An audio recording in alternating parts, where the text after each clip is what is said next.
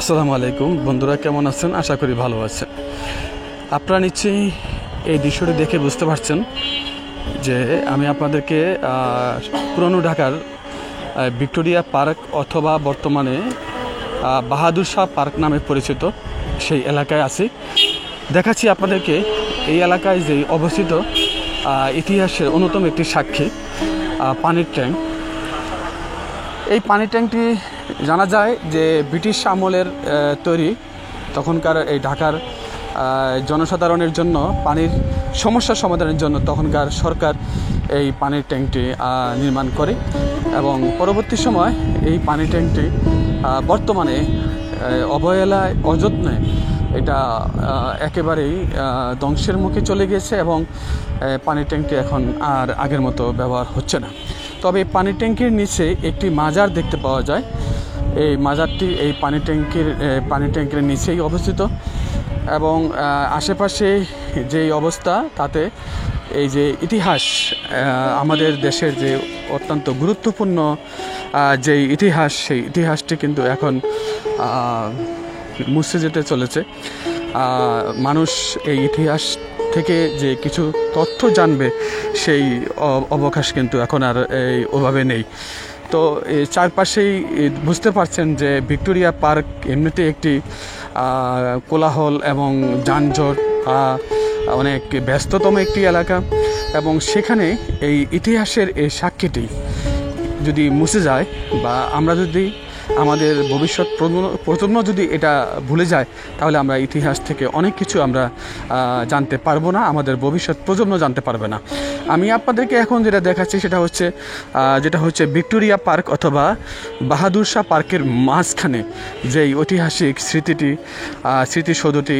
আপনারা সবাই জানেন যে এখানে অনেক রটনা অনেক কিছু এখানে সংঘটিত হয়েছে। তারই সাক্ষী এই ভিক্টোরিয়া পার্ক অথবা বাহাদুর শাহ পার্ক। তার মাঝখানে এই যে স্মৃতিসৌধটি নির্মাণ হয়েছে তৎকালীন সরকারের আমলে। তো আসলেই এটু কিন্তু এখন প্রায় বলতে গেলে ধ্বংসের দ্বার প্রান্তে চলে গেছে। এখানে মানুষের, বিশেষ করে ভবঘুরের যে মানুষগুলো রয়েছে, তারা কিন্তু এখানে বিভিন্নভাবে আড্ডা দিচ্ছে, অযত্ন অবহেলা। তারা ময়লা আবর্জনা যেভাবে পারছে সেভাবে কিন্তু এই জায়গাটি তারা ব্যবহার করছে। এখানে যে লাইটিংয়ের দেখা যাচ্ছে, তারপরে এখানে লেখালেখি মানে যেভাবে একটি ইতিহাসকে সংরক্ষণ করা উচিত, একটি ইতিহাসকে সংরক্ষণ করে সাধারণ মানুষের মাঝে এটা প্রচার করা উচিত, দেখানো উচিত। কিন্তু আজ সেই ইতিহাসের প্রচার তো নেই, বরং যেটুকু আছে সেটুকু কিন্তু দেখা যাচ্ছে যে অযত্ন অবহেলায় কিন্তু এটা ধ্বংস হয়ে যাচ্ছে। তো এর থেকে আমাদের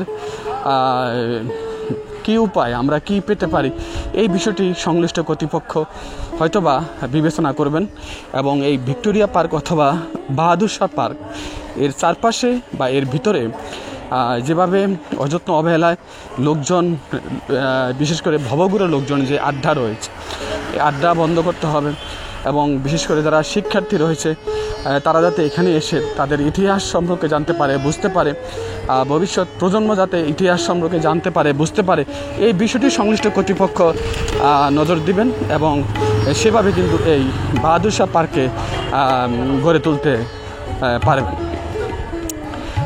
এর ভিতরে আসলে মানুষের যে অবস্থা, যেভাবে এখানে দেখতে পাওয়া যায় যে সম্পূর্ণ ময়লা আবর্জনায় ভরপুর।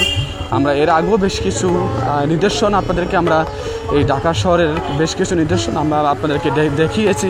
আপনারা দেখেছেন যে কিভাবে আমাদের ইতিহাসগুলো মুছে যাচ্ছে অযত্ন অবহেলার কারণে। যারা এর দায়িত্বে রয়েছেন তারা নিশ্চয়ই এটা অবহেলা করছেন, গুরুত্ব দিচ্ছেন না।